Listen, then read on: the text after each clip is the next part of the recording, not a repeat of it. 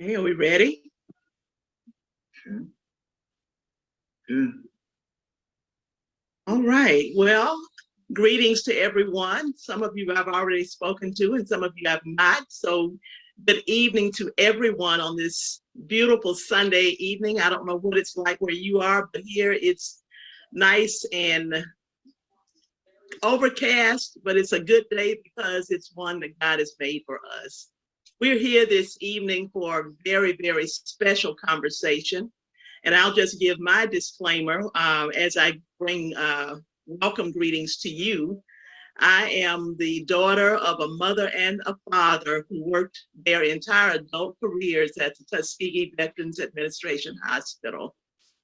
My parents were both working at the VA when they met, and all of my childhood, I have fond memories of going to the VA to either pick one of them up from work or drop one of them off later on. And it was just a joy growing up having parents that worked at a wonderful, wonderful facility.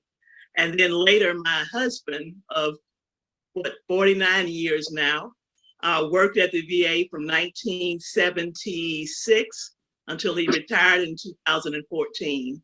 So the Tuskegee VA has been good to my family, and I'm grateful to be here.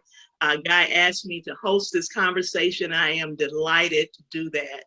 So I hope that all of you feel very, very welcome as we prepare to have a whole year of celebration of the 100th birthday of the Tuskegee Veterans Administration Hospital.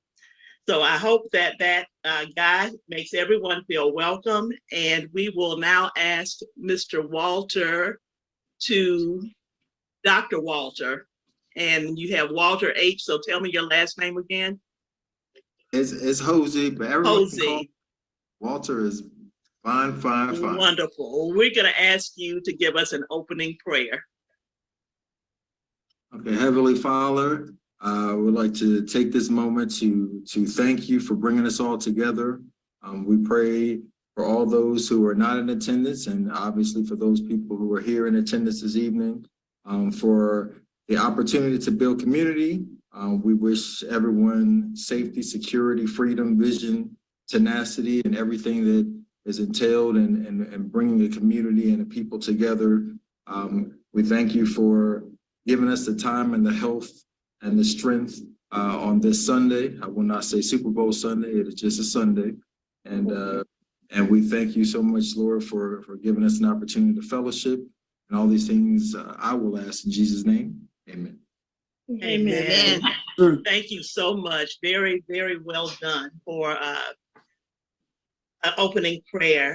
So at this time, we have greetings from someone who is, I call her a rock star. I don't know how she describes herself, but she is at the helm of our beloved Mother Tuskegee, and she has filled some big shoes in wonderful ways so far. And I'm just delighted to introduce you to bring greetings from Tuskegee University, Dr. Charlotte Morris. Thank you so much. I appreciate the opportunity, and I am very pleased to extend sincere congratulations to the VA Medical Center, VA Hospital, as we know it, on behalf of Tuskegee University for its 100 years of service to the community, and particularly to the military men and women who served our country. We too go on record in recognition of this organization for taking care of the healthcare needs of veterans, and in some instances, others as well. We are pleased to be a part of that partnership. And as our first presenter and presider indicated, her family ties, well, I will indicate mine as well. I'm not an Alabamian, but my deceased husband, it was, and his father worked at the VA for 47 years. So I do have a personal connection and a professional connection with the VA. As most of you know, our researchers on campus are doing a tremendous job in looking at the many healthcare challenges that face our nation and particularly African Americans in our society. The cause and eradication of cancer in the African American communities is one such endeavor. Our researchers are exploring new ways of treating cancer in our community, which may be different from others and therefore treated differently. Through our National Center for Bioethics and Research in Healthcare, our biomedical research teams, and our biomedical research teams that work in collaboration with Morehouse School of Medicine and the University of Alabama Medical Center, and our Macon Cares Partnership all work together in helping to eradicate these ills that are plaguing our society today. The university continues to be committed as a vital partner and look forward to a collaborative future of major developments in economic development, enhancement, growing trends, and cutting-edge strategies to make for a better community of Tuskegee. Congratulations again on 100 years of service. We look forward to participating with you through the next 100 years as opportunities are expanded and enhanced. Thank you for the opportunity to congratulate on this occasion. Thank you so much, Dr. Morris. And one of the things that I so appreciate about Dr. Morris is her commitment to One Tuskegee. And her being here tonight is another example of how she exemplifies that. I failed to tell you who I am as I serve as your host. I am Norma McGowan Jackson, currently serving as the District 1 representative on the Tuskegee City Council. And again, I want to thank our next speaker, Guy Trammell, for allowing me to have this opportunity to host this call tonight. So when you think about Tuskegee history and you want to know something, almost anybody will tell you that go find Guy Trammell, he can help you. So Guy is going to give us a historical perspective about why we're here tonight. And I just want to personally thank Guy for continuing to lift our stories, because it's so important that we tell our stories. And Guy is committed to continuing to do that in ways that can be archived for future generations. So at this time, I'll turn the mic over to Mr. Guy Trammell. Okay, welcome everyone. And I'd like to go through this very quickly.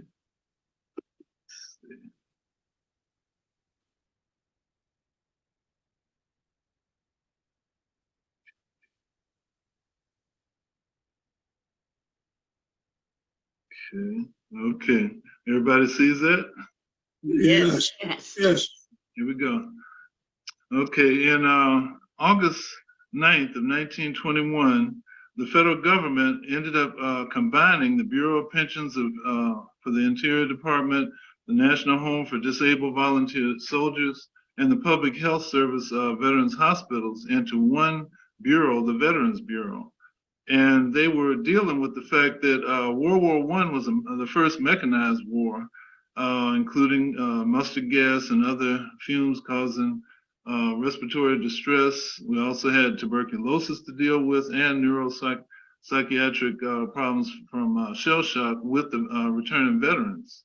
So with this new bureau, they decided to have an ambitious construction program to actually put up 4 modern hospitals. Well, in our community, in the African American community, we had 300,000 African American World War I vets coming back that needed help. However, the pattern was that any Black veterans would go to the segregated wards in the veterans hospitals and sometimes even refuse service in those very veterans hospitals. They would be sent to private hospitals with inferior health care, sometimes put in jails or insane asylums because of mental needs. So they put together the White Committee. Okay, now it was named that because of Dr. Charles White, who was was organized in March of 1921. He had a specialty in psychiatry and tuberculosis, which seemed to be the tradition in all the different hospitals under Veterans Affairs. They wanted to deal with the Negro problem. Okay, they reached a decision finally in June of 1921 to say we'll have a separate facility for the Black veterans out of the 4 hospitals. Well, Mayor William Varner here in Tuskegee heard about this and said, oh boy, this is a great economic opportunity for Tuskegee's community to gain more money. So he encouraged Dr. Robert Russell Moulton, president of Tuskegee Institute, to approach President Harding on this matter. And the Mayor Varner, actually made some of his land, which was actually adjacent to Tuskegee Institute, to be available for that project. Well, Dr. Moulton ended up offering up 300 acres. And because Tuskegee was one of the largest HBCUs in the entire country, and they had Johnny Andrew Memorial Hospital, the first full-service hospital for Black people in the country, then that was an enticing way to go. What happened, they ended up on November the 18th, the White Committee, 1921, sent this memo, this is a portion of it, to the Honorable, the Secretary of Treasury in Washington. Sir, your consultants on hospitalization beg to recommend an allotment of $2,250,000 for the provision of a hospital for tuberculosis and nervous and mental cases among the Negro ex-servicemen. The hospital is to be placed upon the site donated to the United States government by the Board of Trustees of the Tuskegee Normal and Industrial Institute. Okay, it wasn't met so pleasantly by the white the prejudice community in Alabama. They wrote this in the Montgomery Advertiser. When the government agents were trying to find a place suitable for the Negro Veteran Hospital, they came to Montgomery. Our people did not want it. The Northern Negro wouldn't have good health in the Southern climate. Nothing here would make him happy, and certainly he doesn't suit our people. Our people will not stand for it.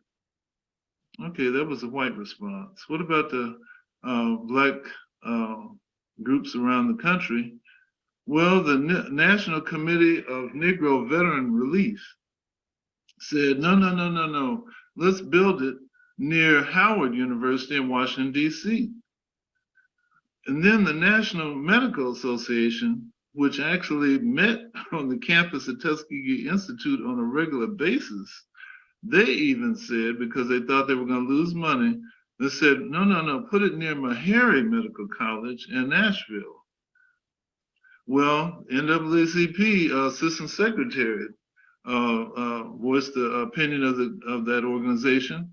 The gathering together of any considerable number of colored ex-soldiers, even though they be invalids, would cause opposition in the South. The South does not want any Black men who have learned how to fight. And then W.B. Du Bois kind of put the cap on it.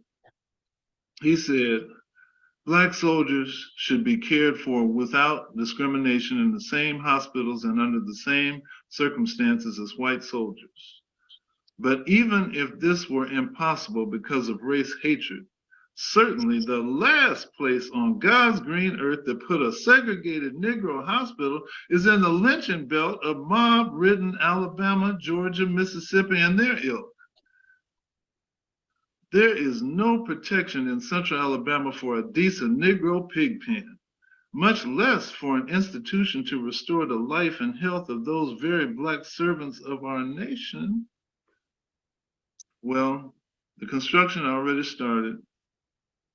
And in June of 1922, Dr. Moulton got in touch with Colonel Charles F. Forbes, another director of the Veterans Bureau, and you're going to hear several of those in this presentation.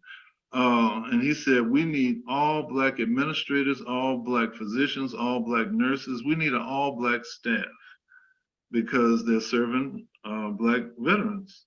But remember, whites in the military and other areas did not ever serve under blacks. Well, the Algernon Blair Construction Company out of Montgomery, Alabama got the contract, and they got a $1,010,000 contract to build the Veterans Hospital at Tuskegee. And these are actually construction pictures that they had. Well, on February 12th, 1923, we're celebrating right now, the Veterans Hospital for number 91 of the Negro disabled soldiers was open. They had the grand opening. It took place on the campus of Tuskegee Institute. And you see here on the left, that's Dr. Moten. In the middle, that's Vice President Calvin Coolidge.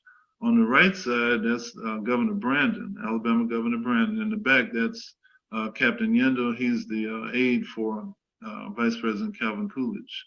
They had an incredible program in the chapel on campus with quite a few other dignitaries. Then they went for a tour of the Veterans Hospital. The person in charge was this person, Colonel Robert H. Stanley, described as a vicious hater of Negroes. He was the chief medical officer in charge of the Veterans Hospital. In the Veterans Bureau press release, it said, the medical officer selected to take charge of this hospital will be from the Reserve Corps of the Public Health Service of Southern birth, and one who thoroughly understands the Negro. Interesting. And when they looked in, all the administrators were white, all the doctors were white, all the nurses were white. This is not what Dr. Moten asked for, but the nurses' aides, they were black, and actually some of the dietitians, but the nurses' aides particularly, because they didn't want the white nurses to touch black skin. And also the black undertakers that they had chosen were white. Actually, they chose one undertaker out of Greenville, South Carolina, and they had the contract with him before they even contacted the local undertakers. Well, all this was under the auspices of the acting director. They had another acting director of the Veterans Bureau, and that was Major George E. Iams. And he worked with the local White Citizens Council to make this happen, and also with General Robert E. Steiner, who was the head of the Alabama American Legion, to make sure that the blacks were under control. Well, Dr. Moten didn't sit still for this. He told Vice President Coolidge and sent to get the word to President Harding that this is an election year now, and we do have black voters. And we have been supporting the Republican Party, for Lincoln ever since emancipation. So I'm contacting the NAACP, which he did, and the African American newspaper to spread this word. Well, I think you all know how politicians are. He ended up swaying to what Dr. Moten said and said, okay, if you can find qualified physicians and medical staff for this hospital that are black, we'll go with it, okay? And that's when we had our ACE card, and that was Dr. John A. Kinney Sr. He was the medical director and the chief surgeon at Tuskegee, and he ran the John A. Andrew Hospital. He was also the editor for the National Medical Association newsletter. And so working with the National Medical Association of all black doctors, black physicians, they started gathering together a team to actually be employed at the Veterans Hospital. On this picture, you might see the person that's sitting down on the left side. That's Dr. Alois Alzheimer, and this is over in Germany. He had selected different young doctors to work with him. The one in the middle is the only black doctor that was selected and came from America. That was Dr. Solomon Carter Fuller. He had done research with Dr. Alois Alzheimer in the discovery of the disease that's named after him. But he also did additional research and found corrections to what Alzheimer's had. And they said, really, it should be called Alzheimer's Fuller disease. But he actually designed the psychiatric services for the Tuskegee Veterans Hospital. And he trained the first Black doctors to work there. That's Dr. George Branch, Dr. Harvey Davis, Dr. Simon O. Johnson, and Dr. Toussaint Tilden. Also, the National Medical Association worked to get the information out. They sent out 15,000 flyers on the exam that the nurses would need to take to get hired at the Veterans Hospital. They sent it out to the Black nurses across the country, and by May 1923, 40 of the Black nurses had passed the exam and were already assigned to the Tuskegee Hospital. Now, the white community started getting wind of this, especially in the White Citizens Council. And here came one of the legislators in Alabama, R.H. Powell, writing, "We do not want any government institution in Alabama with niggers in charge. White supremacy in this state must be maintained at any cost, and we are not going to have any niggers in the state whom we cannot control." Well, during that time in Tompkins Hall, this is Tompkins Dining Hall, Dr. Robert Russell Moulton, the president of Tuskegee Institute, had a meeting with 7 of the local members of that White Citizens Council and the Klan. And he had some of his Black male staff with him, including Dr. John A. Kinney. And the Klan members, the leader just pointedly said that there are no Black physicians that can be qualified to work at this hospital. We need professional staff to operate this hospital, and we will not tolerate you having Black staff there. And this work to try to have all Black employees at the hospital, that's not going to work. We will come. We have people from Florida, from Georgia, from Mississippi, from Opelika, all around, who will come and burn this place down. So, what's your decision on that? And as Dr. Moulton was preparing his answer to talk, he noticed that everybody was staring over at Dr. Kinney. Dr. Kinney was staring him down. He didn't say a word, but he was looking dead in their face. And at that point, Dr. Moulton said, "What do you say, Dr. Kinney?" He said, "I will never say that because of the color of a man's skin that he's less qualified than another man." And he said, "We have more than adequate amounts of physicians in a Black community that can fulfill those positions." At that point, the entire group just stormed out saying, "You haven't heard the last of this."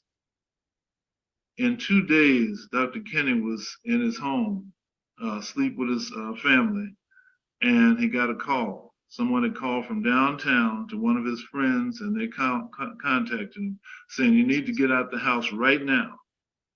He took his wife and 2 sons and went down 3 miles, drove down 3 miles to Chehaw train station. He saw some white men there, so he crossed over through the bushes to the other side of the track, put his family on the train, and sent them up north. By the time he got back to his home, it was already in flames. Burned his house down. 2 days later, an entire group of 700 Ku Klux Klan members met on the square of Tuskegee, downtown Tuskegee.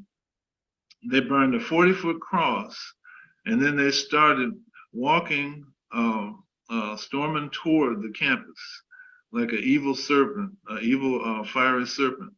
They had torches. They were all dressed in sheets, and they came, walking toward the campus, and they were all up on the grass, all on the side, hollering and screaming and cussing, and just being very belligerent, until they got up to where we actually have the the St. Andrew Church, which is right by the Carver Research Foundation, and across from what we used to call the band cottage, which was a foundry. There's a little hill there. As they were coming up that hill, all of a sudden they all got quiet and they all got back into the street. They didn't touch the curbing. They didn't get on the grass. They all kind of came in almost as school children. Because what they didn't know is they had 700 strong that came in that evening. But the night before and all that day, several thousand people came in, both Black, white, Jewish, to protect the campus that Booker T. Washington had. You had thousands, literally, and they were surrounding every tree, every building. These are the ones that had graduated. These are the ones in the community that supported Booker T down through the years. These are ones from the Rosenwald schools that Booker T built with the president of Sears Roebuck, Julius Rosenwald. And they were like, no, you are not going to burn down this campus. And as they walked through, the fear was not in the crowd. There was anger and tenseness in the crowd, but the fear was actually walking under those sheets where they were afraid. And there was actually a whole nother group, over 1,000, waiting in the stadium, down the hill in the stadium, in case they were needed. And I always say that any place else in the South, a torch with a sheet at night, a hooded figure, that brought fear. But in the Village of Greenwood on campus at Tuskegee, that would bring, literally, to say that that's a good target, that I can actually see what I'm shooting at. And what I didn't say is that there were actually some of the students in the trees that had gotten some of the guns out of the armory. The entire, it was a canopy of people who said, we're going to protect this campus. There were actually some of the women had picks in their hands, others had pistols, some of the men had shovels, others had shotguns, and they were going to protect the campus. They found actually sheets littered in the bushes leading back to the Veterans Hospital, and found out that they actually served the ones that did this a meal after that. And this was announced in newspapers across the country that there had been an attack on the campus.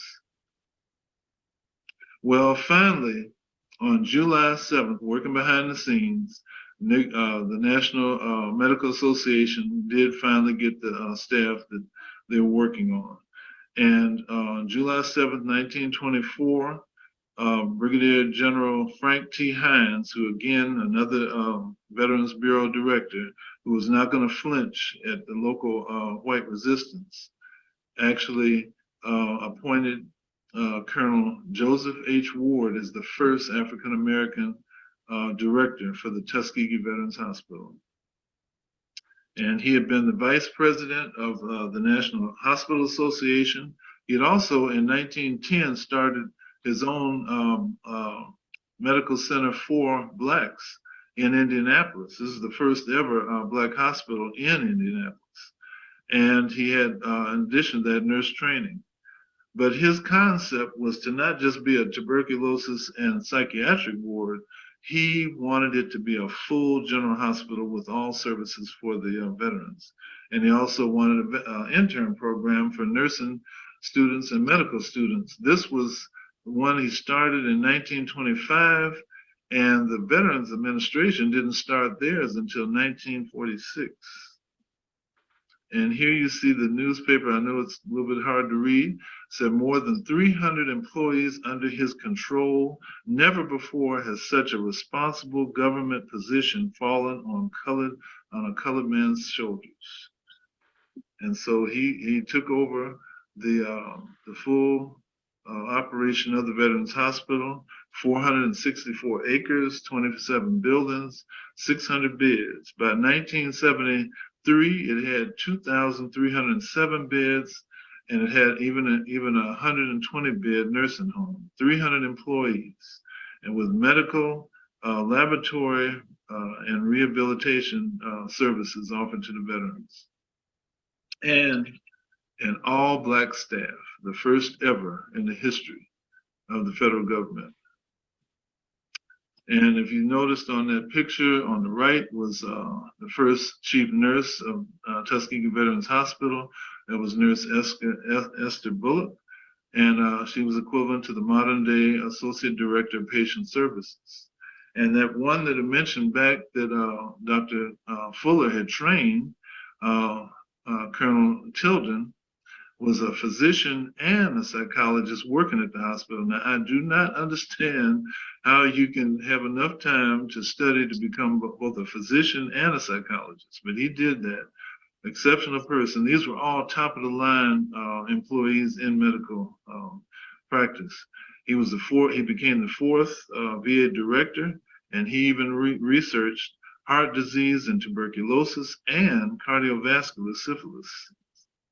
There was also a person you heard mention Dr. Kenny before, where one of his sons became the sixth director, and he was the first Black director of the New Jersey Veterans Hospital, and he became the Eastern Regional Veterans Administration medical director over the entire Eastern region of the Veterans Hospitals. And he became the Associate Deputy Chief for the National Veterans Administration Policy Plans and Operation. Then there was also the first librarian, Sadie Delaney. She created a concept of bibliotherapy where they actually prescribed reading materials for those with different psychiatric diseases. She taught 600 of veterans how to read Braille. She also organized the veterans into literary and collector clubs and actually had them on the radio sharing their findings. And for those that couldn't get out the bed, she even had projected books on the wall where they can look up at the wall and read the different literature. And this person here, Meharry Graduate, was one of my uncles who worked out there and lived in the circle out there.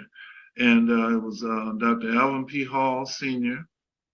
He was a fellow with the American Psychiatric Association. He was also a diplomat with the American Board of Psychiatry and Neurology. And he was the first African-American certified psychiatrist in the state of Ohio. Then you had Dr. Dixon, Dr. Mildred Dixon. She was the first Veterans Administration African-American podiatrist, but she was also the first female podiatrist in the Veterans Administration and the first full-time podiatrist in the Veterans Administration. And she established the podiatry residency program. And again, you see how they're working to help connect with schools to prepare future African-American medical physicians. And then you know this name, Dr. Charles Drew, who developed the use of blood plasma. He created the blood banks. He's the one that developed blood banks and became the first director of the Red Cross blood banks. However, he had to resign from that because they told him that he had to separate the Black people's blood from the white people's blood. But he was on the Tuskegee Veterans Surgery Board and came here on a regular basis. And the last one is Dr. Avis Wayman Callowman. And again, another one of my uncles who lived in Reed Subdivision, by the way. And he was the chief of the psychology service at the Tuskegee Veterans Hospital. But he also moved up to Washington, D.C. to become the chief civil rights advisor for all Veterans Administration facilities. And he became the founding member of the Association of Black Psychologists. Now, we're celebrating not just because of the incredible amount of land. This is possibly the largest Tuskegee Veterans Hospital, and how it was set up with Black leadership and the incredible buildings that are there. But we're also celebrating the incredible staff who reached out and touched our lives in the community. So we say, happy 100 years. Thank you so much. Thank you. Oh, wow. Let's just take a deep breath and just, Wow, that was great. I'm just overwhelmed by so much history and so many memories, Guy. I'm overwhelmed, to say the least. Some of those images evoked feelings of anger, because when I think about the fact that I'm the daughter of a Navy veteran and the wife of an Army veteran and the mother of a Navy veteran, and I think about what our people have given to this country and what we have had to go through in order to be treated as fully human, is just amazing. But all of those images, God, thank you so much for that. That is a remarkable accounting of the history of the VA hospital. So just thank you for it. At this time, the agenda Guy sent calls for reflections from the community, and they're going to go in this order. We'll have reflections from Ms. Marjorie Wright, who worked at the VA and had family at the VA, followed by Ms. Karen McNeely Boswell, who worked at the VA. She will be followed by Diane Kinney, who had family members working at the VA. I think that's an understatement. We have Joyce Carter German, who worked at the VA alongside my husband in the lab. We will have a virtual greeting from Ms. Magdalene Patton, who worked at the VA. And then the last reflection will be from the Honorable Dr. Lucinia Dunn, who had family members working at the VA. So Marjorie, it's all yours. Thank you. How's everybody? We're My good. name, okay, is Marjorie Wright. I was born here in Tuskegee, born and reared on Brickyard Hill. Also referred to as the Greenwood Heights community. I am a 1972 Tuskegee Institute, now University School of Nursing graduate, where our dear and phenomenal dean was Dr. Lillian Holland Harvey.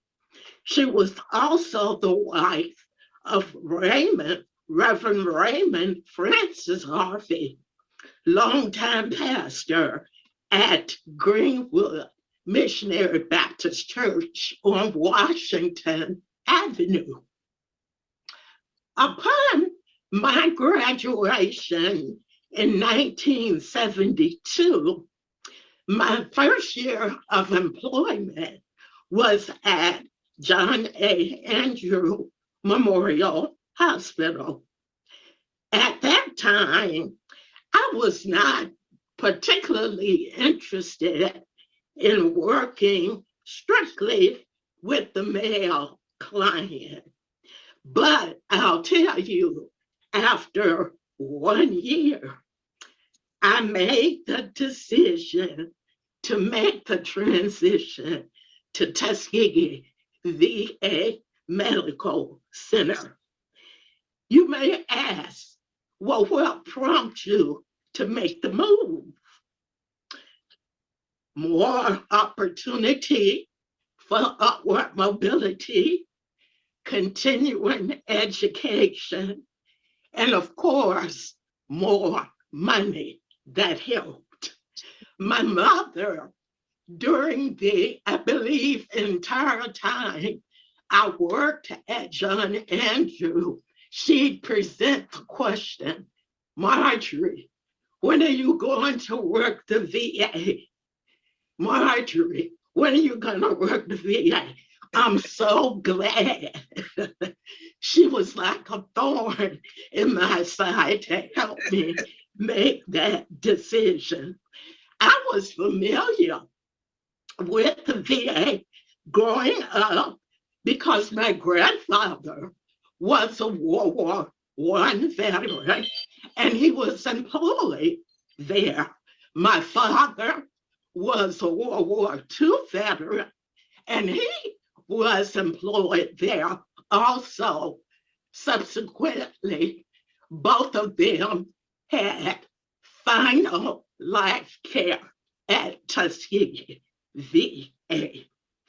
We know that many veterans, once they were discharged from the VA, that Tuskegee VA had many opportunities for them to find employment. My first year at the VA began September 1973. I worked as a staff nurse in the geriatric or long-term care section, specifically building 62. There were 3 floors, 62-1, 62-2, 62-3. Mary Mercedes Flournoy, a phenomenal nurse manager, was my first nurse manager. And I give her all kudos for taking me under her wing and showing me the ropes. The VA system can be complicated, especially making a transition from the private sector to the VA, which is the largest healthcare arena in the nation. It took me a year to make the circle before I actually understood the operation. Some of the other staff that I work with, another phenomenal nurse manager, Nellie Kelka, who lived on Colford Street. Dr. Frank Steele, he was the chief of long-term care at the time. I also had the opportunity to work with an excellent physician, Meharry graduate. He's now deceased, but his skills in working with the long-term care veteran were outstanding. And that is Dr. Leslie Ross. His wife eventually joined the VA after discontinuing her private practice. Chief of Staff, Dr. Wallace Capel, Dr. David Tull, Mr. Jimmy Clay, both of them were medical center directors when I was employed there. Deborah Felder, Colford Street, assistant chief nurse of nursing service. Mabel H. Jackson, associate chief nurse for the nursing home. And I think she was the first nurse to actually be assigned to a position as such in the VA. So during my 36-year tenure at Tuskegee VA, which later merged with Montgomery VA, which is referred to as Central Alabama Veterans Health Care System. I worked as staff nurse, nurse manager, nurse recruiter, ADP coordinator, and last, nurse educator. I'm thankful to have had the opportunity to serve those who put their lives on the line so that we could have freedom. And this slogan or motto sums it all up: to care for him who shall have borne the battle. Thank you. Thank you so much, Marjorie, so much for that litany of names and people who I remember from a child. Some of them, Mrs. Flanoy was my classmate's mother, Mrs. Kelker, Mrs. Jackson, so many of those names you mentioned. Thank you for your service, Marjorie. Thank you. Thank you. And next we have Ms. Karen McNeely Boswell. You're on mute. Thank you. I first would like to thank Guy for inviting me to join this panel with you all here today. I'm very honored to be here. I started working at the VA in 2001, and I retired last year, serving 21 years in social work services. I had been working with children at a hospital in Atlanta when it came to my attention that there was a social work position in the post-traumatic stress disorders clinic. Back in 2001, we were just hearing about PTSD, and now people talk about mental health all the time, especially with all of the deaths we've had due to COVID-19 and the anxiety and depression that it's caused us collectively as a country and a world to deal with. But I wanted to work at the VA in the PTSD clinic because my father had served in the Marines during Vietnam. And one of the illnesses he came back with was PTSD. And I remember him telling me when he first sought care, he felt like it wasn't given. He went to a predominantly white facility and felt like he was rebuffed. And he said to me every week when we talked on the phone, "Please, Karen, give the best care possible to every veteran you see each and every day." And that was my goal. In the military, they have a slogan. It says, "Leave no one behind."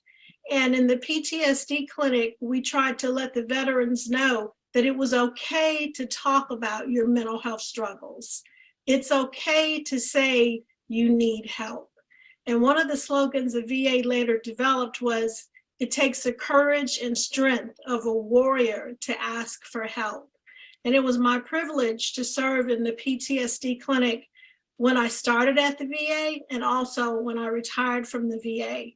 And I was privileged to work under the leadership of two African Americans, Miss Iva K. Davis, who hired me. She was the Assistant Chief of Social Work Services at that time, and Dr. John Campbell, who was Chief of Psychology Services.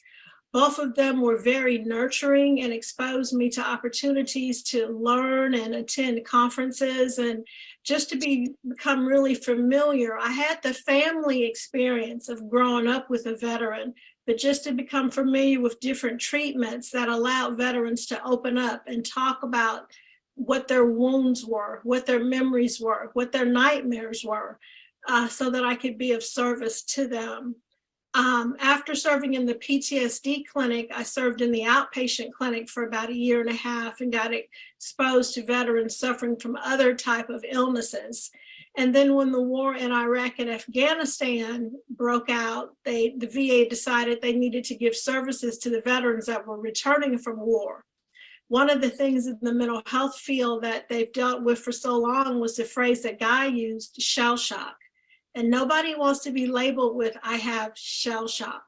And so they wanted to be able to give services to veterans when they first came home, as opposed to letting their health issues accumulate over time and get worse and worse.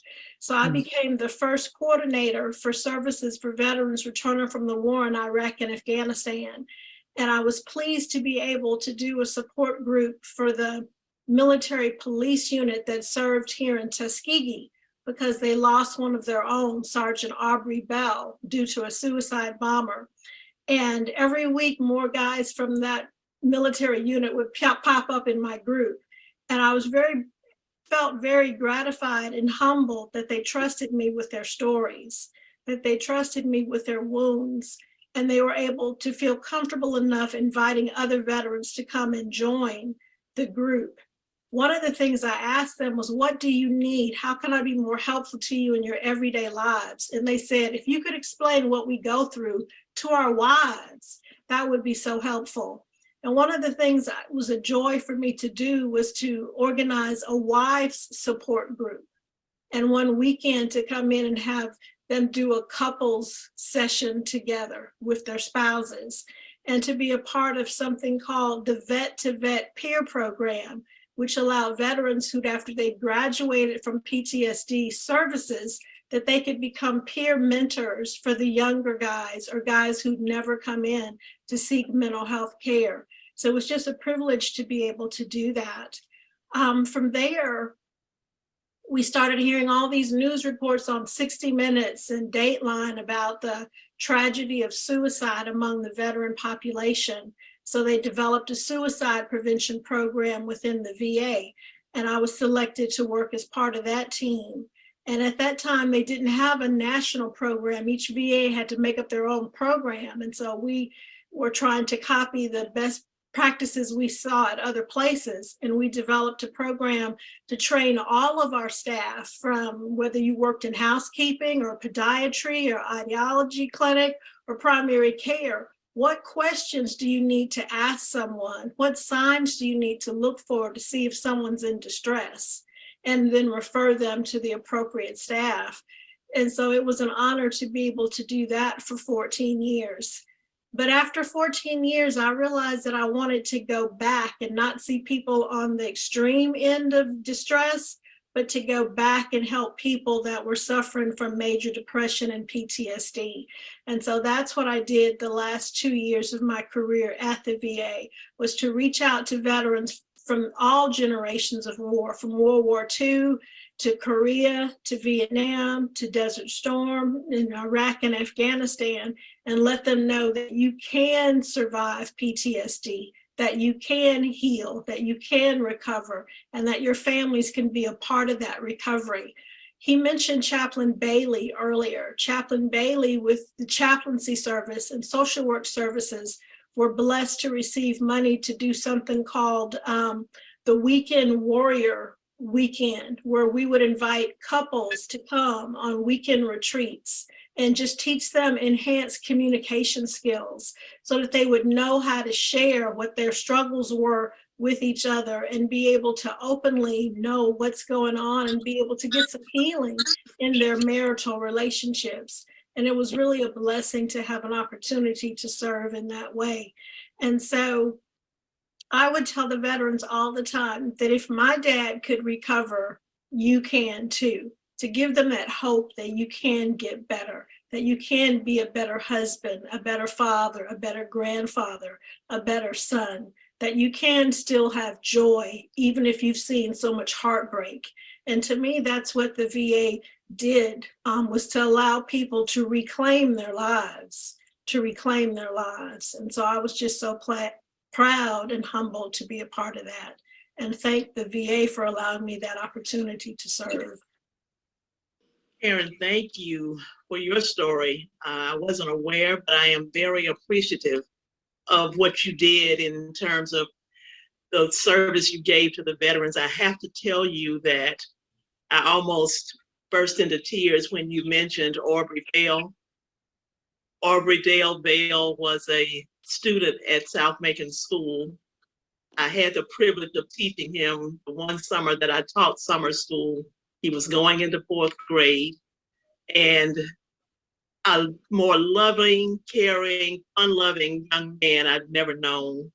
And his death in Iraq was a blow to this community. So thank you for lifting his name tonight, and thank you for what you did and your service at the VA hospital. Thank you. Next, we have Ms. Diane Kinney, who will talk to us about her family members who worked at the VA hospital. Diane, it's your turn.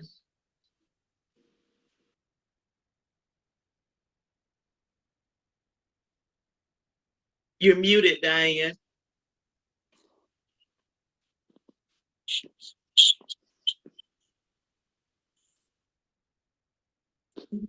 There you go. I was trying to keep my dog quiet. It's okay. I just have to say how proud I am, how awestruck I am by the stories, the history, the service, the love that I heard from Karen and from Marjorie tonight. What they did, this is the best of who we are. And it just makes me so proud, and it makes me sad too. I don't know what kind of services are at the VA now. I do know that, of course, mental health is such, the need is so great. And there are so few people who serve with that kind of passion and compassion. And so I don't know how we ever get back to those days, but they were wonderful. And thank you both. And thank you, Guy, for making it possible for us to hear this wonderful history. Now I'm going to focus in a small way on my father, John Kenny, and I have used as my source my sister's book, Beacon on the Hill, by Linda, by Linda Kelly Miller, which tells Grandpa Kenny's story. And I thank Guy for mentioning my father, Howard Kenny, another series of firsts that he enjoyed. And I thought it quite ironic when we were growing up to know that Grandpa Kenny played such a role in getting the VA built, started, and staffed by our own people. And I thought how ironic that my dad, his son, would follow him, serving at that same institution. So just very briefly about my grandfather, Dr. John Kenny, who was born in 1874 to ex-slaves who couldn't read or write. And after graduating from Hampton and graduating from medical school, he interned at Freedman's Hospital in Washington and was called by Dr. Booker T. Washington to come to Tuskegee. And when he arrived, he found there was no running water, no sewer system. And amazingly, he and Dr. George Washington Carver worked together to upgrade the health standards and practices on the campus, including replacing the dormitory bedpans with indoor plumbing. So after he got funding and helped to build the John Andrew Medical Hospital, he joined the newly formed National Medical Association. Guy, you're covering up my notes.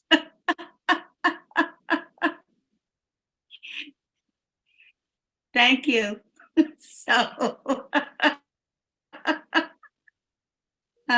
the National Medical Association I'm mentioning because they played a critical role in getting the VA staffed by our own doctors and nurses. But I want to tell you how that came to be. Grandpa Kenny would travel as far as 100 miles away from campus into the country to treat people who couldn't get in to Tuskegee. And so he traveled to Montgomery, having heard that there were veterans who really weren't getting treatment. He drove to Montgomery to a makeshift hospital near what's known as Camp Sheridan, a military facility I wasn't familiar with. It had formerly been a prison, okay? And there were between 20 and 30 veterans there. Local missionaries would bring food, water, and supplies during the day, and that was it. And so when Dr. Kenny went inside, he couldn't believe what he was seeing. Many of the soldiers were sleeping on stained pallets on wooden benches in what used to be jail cells.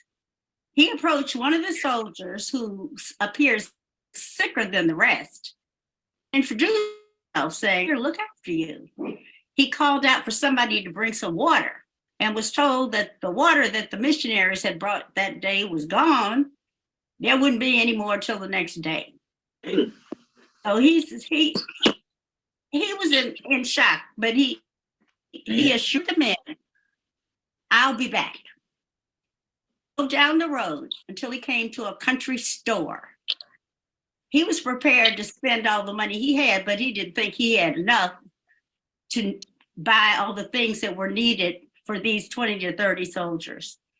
So when he went in the store, he noticed that the store owner had a large abscess on his neck. So he bartered. He said, "I'll fix your neck.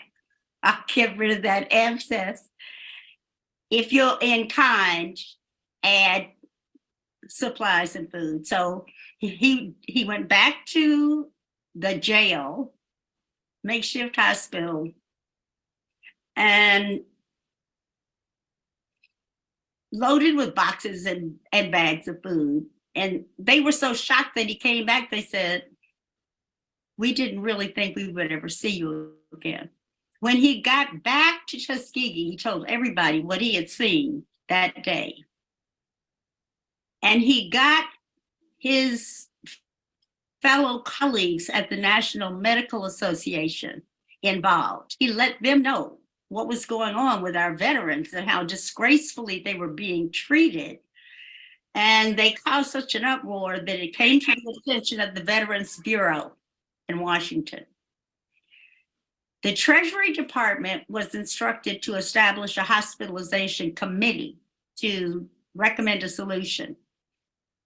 And as Guy pointed out, there were 300,000 veterans in the South who needed care, but there was no facility to treat them.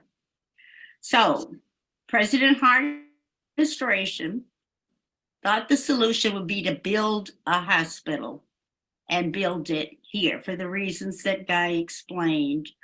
So the hospital was built, dedicated. The community had been promised by President Harding that it would be completely staffed by our doctors and nurses. After they had this dedication ceremony, a few days later,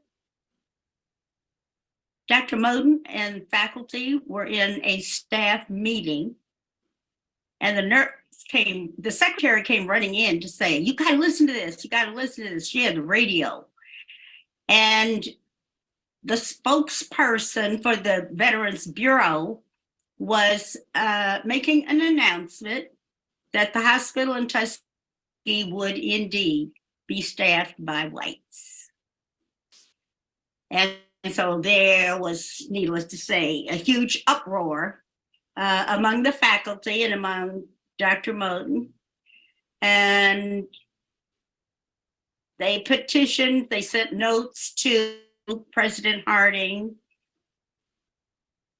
And I didn't realize until I was reading Linda's book that this was really a national crisis. All over the country, white folks were up in arms about something that was going on in Alabama. And so the Klan, this gave new life to the Klan. And several of the prominent white leaders in Tuskegee downtown were members of the Klan. They demanded a meeting with Dr. Moten and the faculty. It was held in Tompkins Hall. 20 of them, they were expecting 7 or 8, but 20 of them showed up, fanned out all over the room. And Dr. Moten offered a compromise that the head of the VA hospital would be white. There would be a white commander, and that Dr. Kinney would be a member of his staff. And of course, Warren Logan declared the faculty supported Dr. Moten's position. Dr. Kinney was called on by Dr. Moten to address the group, and he said he would agree to assist Dr. Moten if that would result in a meaningful compromise. But he reiterated his determination that the hospital be staffed by Black medical personnel. That did not go over well. The meeting was adjourned, and as Guy noted, the Klan that had been riding all around were using sheets from the VA hospital. After the meeting, when they stormed out, no, we'll never do this. You all, one thing they said was, you all haven't been out of slavery long enough to have developed the talent and the skill that we have developed over 1,000 years. There's no way you could, that kind of going on. And so anyway, Dr. Kinney started getting all kind of warnings and threats on his life until one night he got a call from Warren Logan saying, you got to leave right now.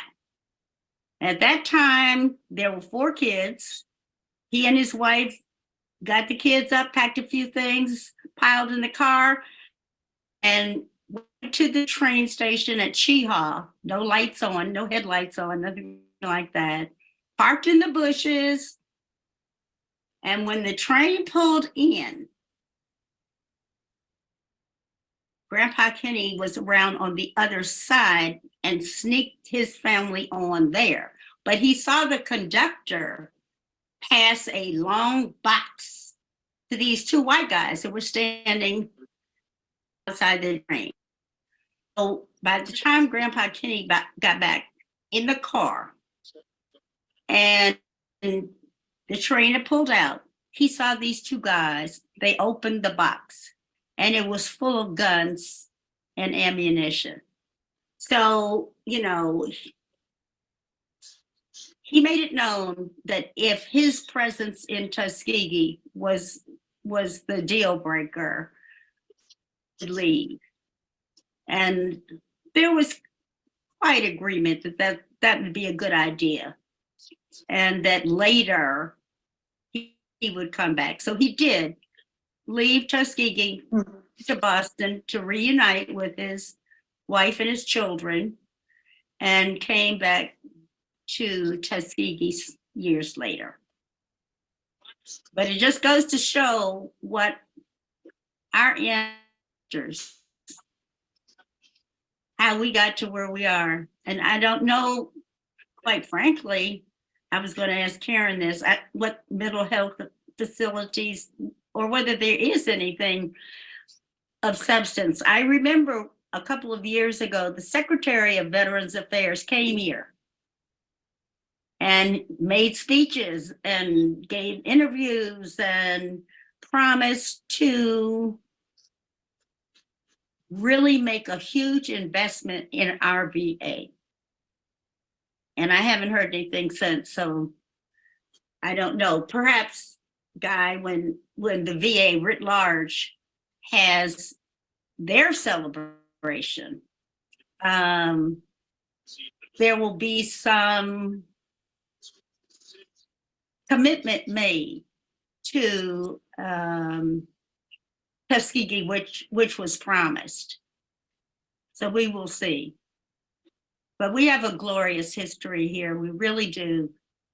And each of us has a wonderful story to tell. So thank you, Guy. Thank you, Norma. Thank you, Diane. My sisters who have struggled. All right, thank you again. Thank you so much, Diane, for sharing your family story. And I just encourage anyone on this call who has not read Beacon on the Hill by Diane's sister, Linda Kenny Miller, to please get a copy. It is a seminal work that tells a remarkable story of resilience, and just the history itself is worth the read. I gave my grandchildren a copy. It is phenomenal. So if you don't have it, please get it. Thank you. And thank you. And thank you again for sharing your family story. And we are at the point where Miss Joyce Carter German is going to tell us her story of her time at the Veterans Hospital. I'm hopeful that she can hear me. She's still muted, but we're going to ask Joyce if she will unmute. There she is. And as I said before, Joyce and my husband were colleagues at the VA in the lab. And so I know she's got some stories, but she's not going to tell those tonight. No. Those won't be told. I appreciate this. I don't know if I appreciate the opportunity to say anything, but I appreciate the opportunity to hear all this, because it brings back almost too many memories, good and bad, about VA. VA has been an integral part of this, not just my life, but the life of anybody who's been in Tuskegee, Macon County in the last, 60, 70 years, or however old it is. It has impacted this community in ways that we won't be able to cover all of the stuff that the VA has impacted on in this community, this county. VA impacted my life on 2 levels. Well, 3. My father, I started off at VA. He worked at VA as a clerk, typist. With that position, he educated me and my sister and my brother. Actually, he had actually retired by the time my brother came through, with me and my sister on that salary. And I, as a result, long story short, became an employee at Tuskegee VA after I graduated from Tuskegee Institute. So I didn't go anywhere. I just realized I didn't go nowhere the other day, really, when I was thinking about all this. But I feel like a world traveler, because VA brought so much into this community that you would not imagine some of the things. The first bowling alley, swimming pool, movie. I used to go to movies at the VA in Tuskegee. Not any, because we couldn't go to the movie downtown. Well, we could, but it wasn't in the right kind of condition for, my mom wouldn't let me. So VA became the place, the community center for Tuskegee. It was a center. It was more than just a VA. VA became an integral part of this community, all the way from my church. My church used to send, well, the VA sent a bus to our church every week. We'd go and sing. Every Sunday we go to chapel, and on the time, at Christmas time or any other kind of holiday, they would come and get us in the community, and we would go to the VA and sing. Now, having said that, it segues into the really big part of my life that VA played. And that was, VA was the first stage that I ever sang on. I did a little singing in my life. And the VA was the first stage that I ever sang on, me and the Joyettes. I was hoping that Vera was gonna get on here. She's another person. I remember that day almost, and the songs that I sang, and I was only 12. So it impacted, it was, I was telling Guy when I was thinking about it, it was the only sound stage. It had a sound stage, it had a sound booth, lights, action, everything. It had everything anybody could want. And I was privileged as a child of 12 to do this, to sing. That's where I started my career. So the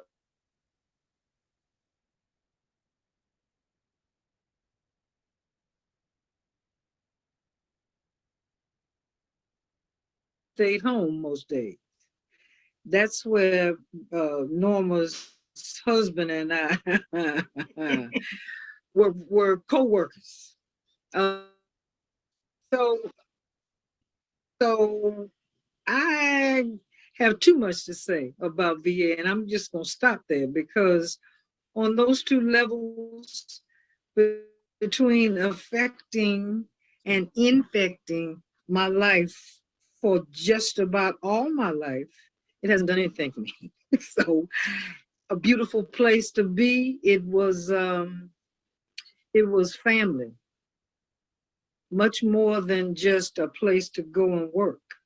It was family, caring, because I think bottom line is we knew that the veterans couldn't go anywhere else, and they were not going to get some services that everybody else was getting, but they weren't getting. So they kind of made sure, folks like Marjorie Wright, they made sure that they not only educated us, they educated the patients, the veterans, we don't call them patients, veterans, and the surrounding community. So we were family, and we still are, and would love to redo that whole relationship because we need it. And I do see my first cousin on this call, Angela Harris, who is a nurse at the VA. So good evening, Angela, and good evening to the rest. Thank you so much, Joyce. You know, you said some things that I think we need to remember as a community. You talked about the things that we as children had a chance to take part in this community that otherwise we would not have had an opportunity to do. The baseball field, I can remember going, my son played baseball out at the baseball field. My dad worked in dietary for a while, and he played a little ball out there for a while. You mentioned that your father was a clerk typist. He and my mother were clerk typists together. So I think that, we really are doing a wonderful service to ourselves in the spirit of what the West Africans call Sankofa, and looking back to see what it is that we had and what it is that we are aspiring to reinstitute in this community. Because we all know that the downsizing of this VA hospital in Tuskegee and the outsourcing of services caused irreparable harm to this community in terms of people who worked in the laundry, people who worked in dietary services. Those jobs left this community. And those were jobs that people had, like you say, they were able to educate families, So we've lost a lot, but there's a lot for us to aspire to. And so I'm looking forward to the renaissance of the Tuskegee VA. So it's time, Guy, for you to show us what Ms. Magdalene Patton has said to us virtually. And I will let you do that because I have no idea how to do that.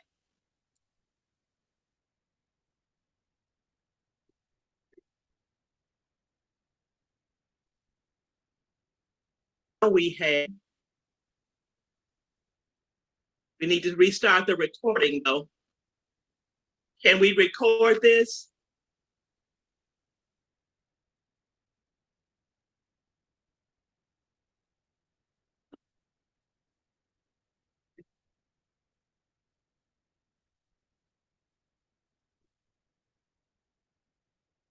Make sure you're recording this, guy. There we go. All right, this is Ms. Magdalene Patton.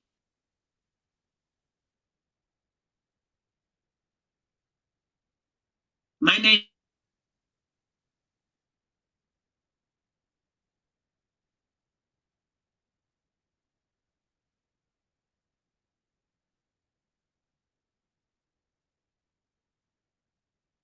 is Angeline Kennedy Patton. I was employed at the VA hospital for 26 years.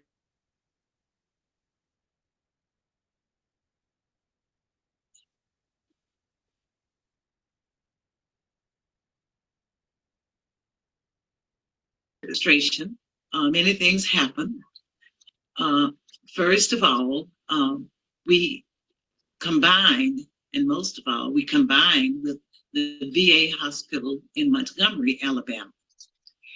And I think that was quite a deal that was not good. However, our hospital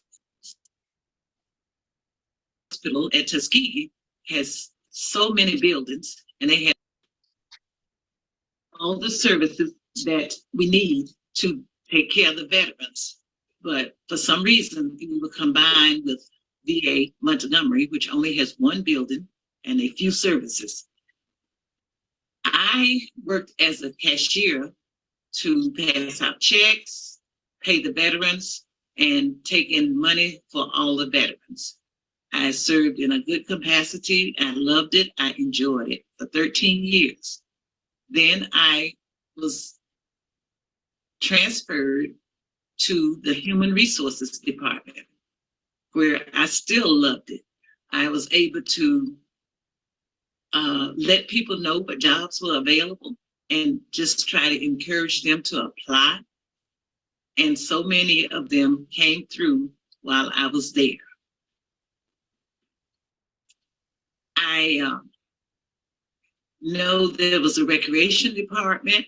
We had a beautiful recreation department, which had bowling and all kinds of activities for the veterans. There was a volunteer service, which included people from the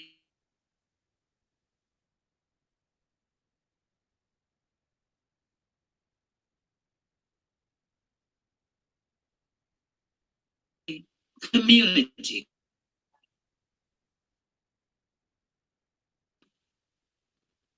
I don't think the homeless and veterans here that are living in mountain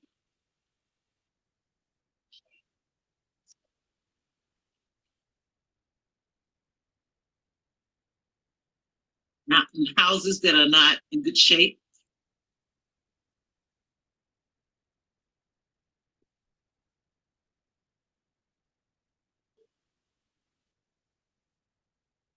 Hospital to exist as it used to exist. Perhaps not. That brought the community together. We have lost a gem here in Tuskegee when we combined with the VA in Montgomery. Thank you. I hope I was of service to you. Happy 100th birthday, and God bless. Thank you.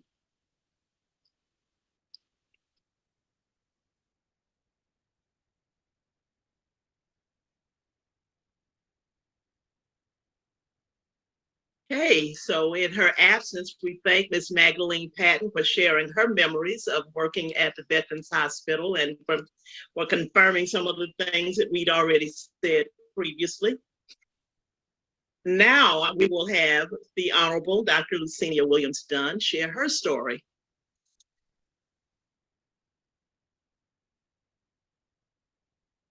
Good evening, everybody, and happy birthday, Tuskegee Veterans Administration Hospital. My father served in World War II in France and Italy. And I did witness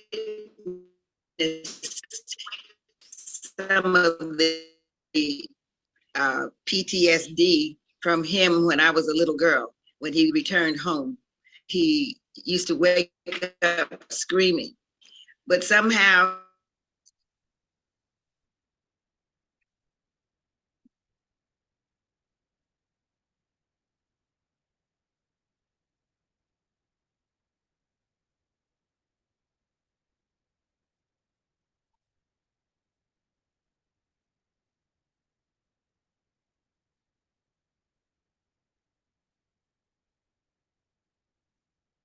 he went.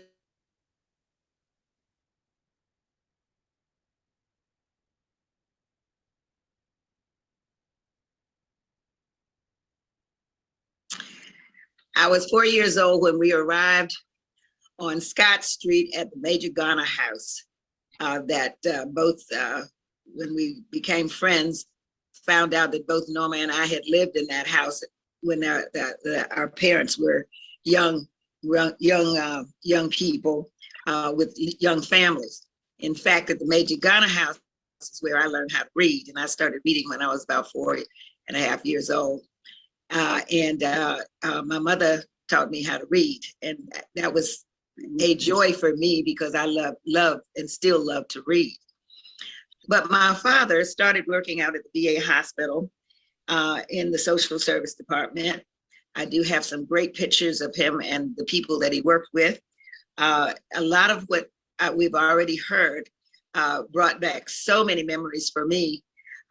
And I happened to be going through some material because I want to put together a piece showing the history of my family. And I came across the VA hospital annual recognition ceremony.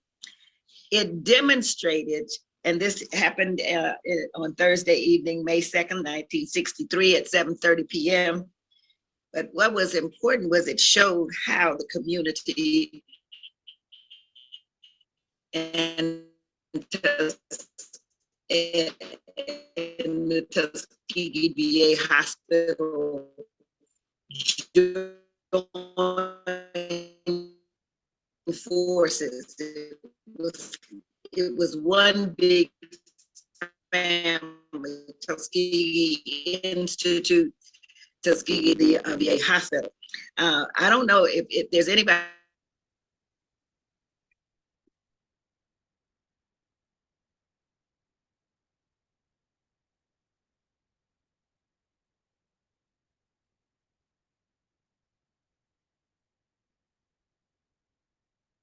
And I danced on one of those stages with Macy Petty's sister, who was our dance director, and Jimmy Williams, who was the director of music.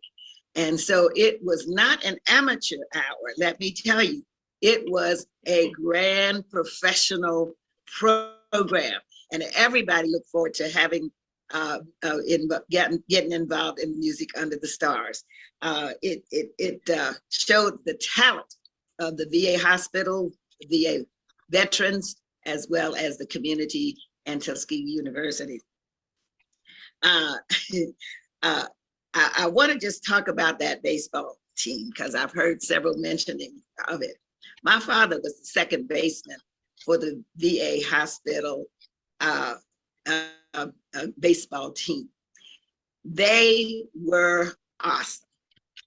And we would go out as a family to look at that baseball team do its thing. And they played baseball all around the state of Alabama, Georgia, in some cases, Florida. But more importantly, they played within baseball teams at other VA hospitals. And let me tell you this, they always won. That was one of the good things about it. They always won. Some of you all may remember Mr. Sharp and Palmer Sullivan's daddy, Mr. Sullins. They were the managers of the VA hospital baseball team. The other thing that was very important about that baseball team is that they brought in the little boys. That the little boys were the mascot of the baseball team. My brother was one of them. And they had little uniforms that were made just like the grown-ups. I mean, it sounded like a Dick and Jane elementary school book where the children were imitating the adults by wearing those things that looked like the adults. And that's what they did. It was great.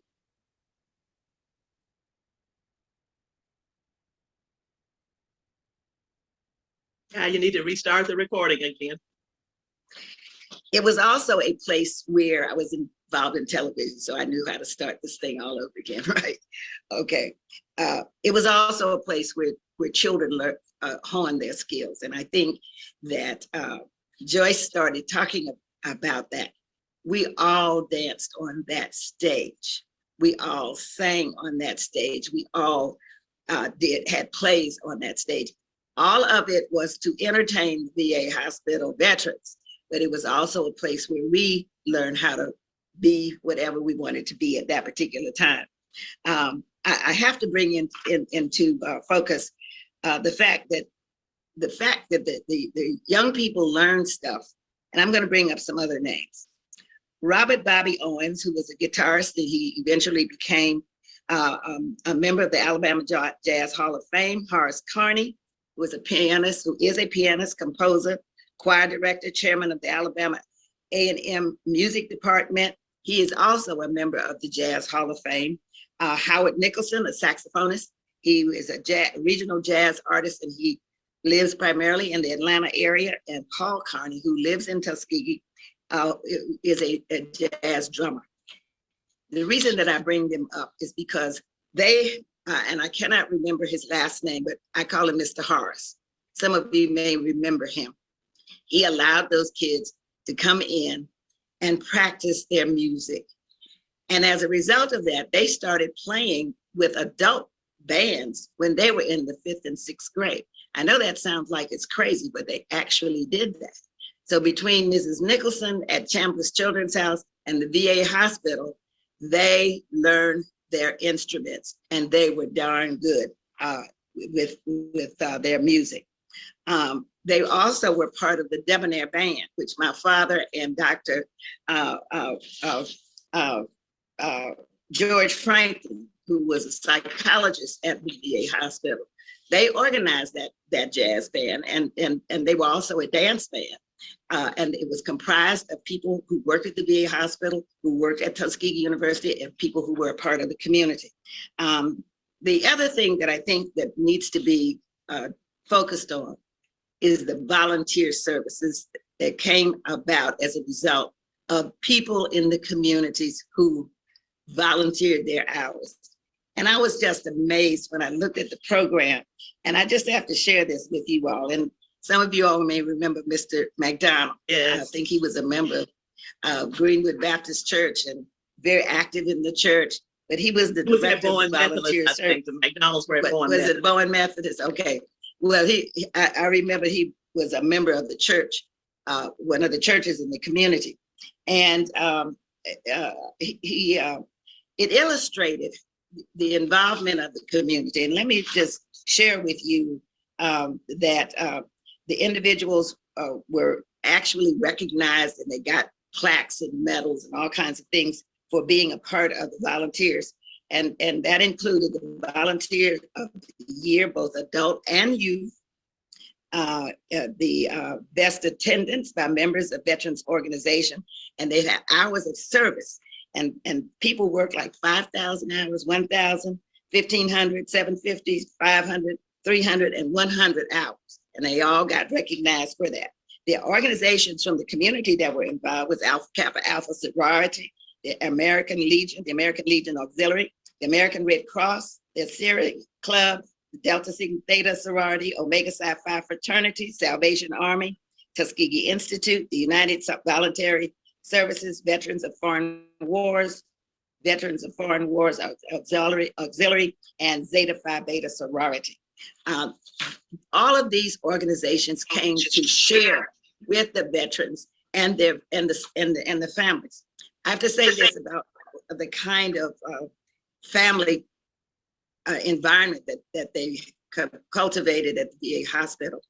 Every Christmas, the families of veterans that my father treated sent things like oranges from the trees from Florida. They gave peanuts. They gave things that said thank you for helping their relatives overcome war. in terms of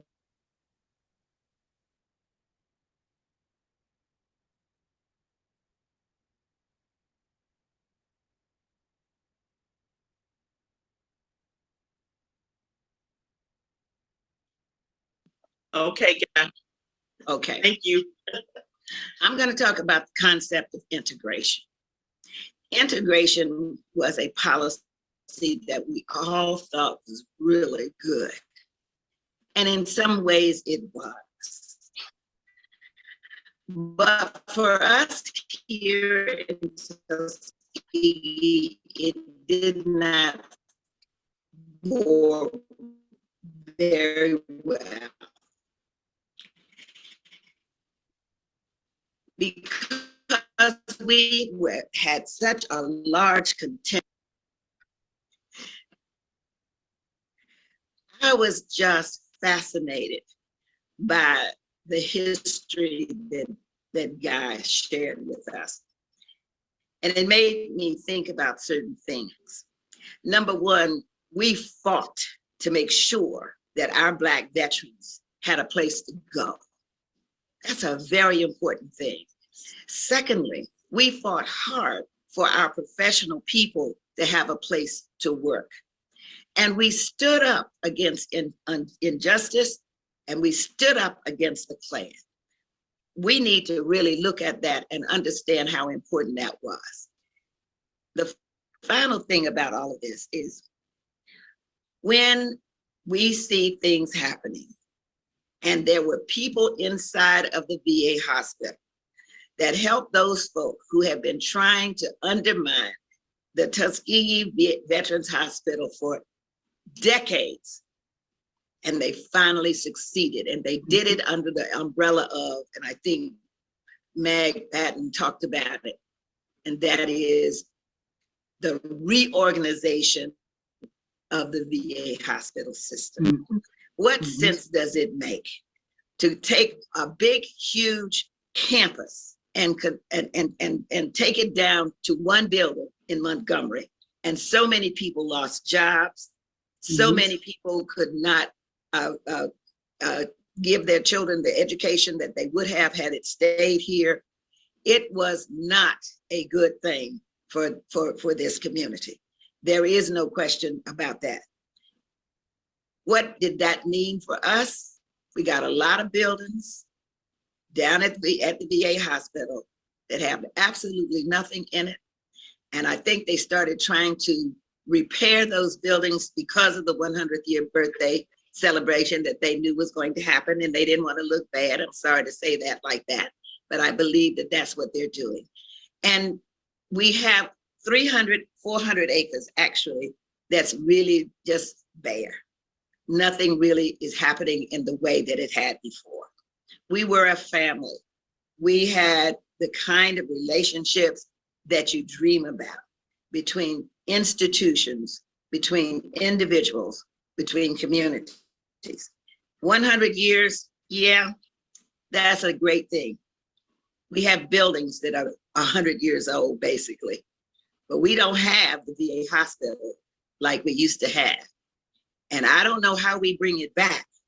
And maybe we will never bring it back, but we need to bring back something similar to that so that we can continue to do the things that we used to do, provide jobs. I remember this man said to me, you know, the reason I came from Mississippi to Tuskegee Institute, and that's what he was talking about, Institute, is because you could go to school, you get trained, you could then go to John Andrew Hospital, and you can do your process right there to learn to learn your craft, and then you could go to the VA hospital and get a job. Now that says a lot about economic and community development. And that's one of the things that we need to really focus on as we move forward into the next 100 years, and that we have the kind of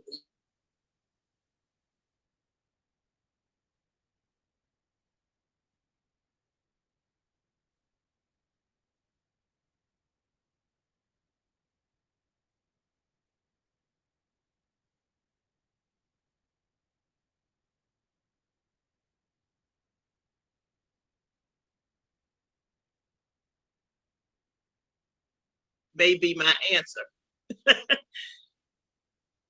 I do want to acknowledge that I see on the screen between, I see Ms. Deborah Gray that I want to acknowledge. I see Ms. Betty Morgan that I want to acknowledge.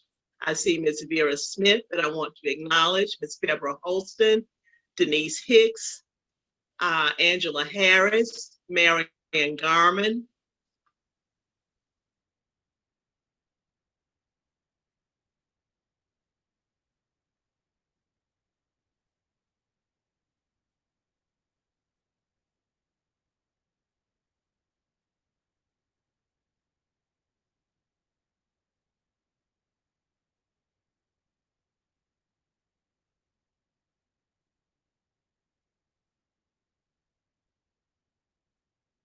Guy. Deborah. You forgot Deborah. Yes, we have Deborah. Yes, Deborah Huffman. Deborah, Deborah Huffman. Deborah, what is your last name? I see your iPad. Yeah, I'm on my iPad, but I'm Deborah Huffman. Deborah Wallace. Hey, Miss Deborah Huffman. Deborah, welcome to the call. Another long time spoke on here that we could open the lines for, but I don't know what God wants me to do. So I'm gonna take my I'm gonna take the opportunity to ask if Dean Phillips will have the last word. He is a guest, but he is also at home. Many of you will remember him from being Dean of Students many years ago at Tuskegee Institute. And Dean Phillips, I am halfway through reading the Tuskegee Student Uprising, and I'm inviting everybody on this call to consider being a part of a book study that I want to institute with that book. Dr. Dean Phillips was a pivotal part of keeping some semblance of order during that turbulent time on Tuskegee's campus. And so I'm gonna ask him if it's okay with you guys, I think might be frozen. But we're gonna let ask Dean Phillips if he will have last words. Yes, Joyce. Before you do that, I have to acknowledge that Dean Phillips has another role also. He was the manager for the Joyettes. So me and Vera know him from a very, very personal standpoint. Very personal. So hello, Dean. Hello, Joyce. I love it. I love it. I love it. I love it. Okay, so Dean Phillips, take us out of here. Well, I'm honored to have this opportunity. I'm so full of so many different emotions. I'm crying. I'm laughing. I'm jumping. I want so much to say, so many things, but I would try to say them very briefly, quietly. I'm honored by this opportunity. I'm just so honored. Starting out with Guy and his history, he's always so masterful. I could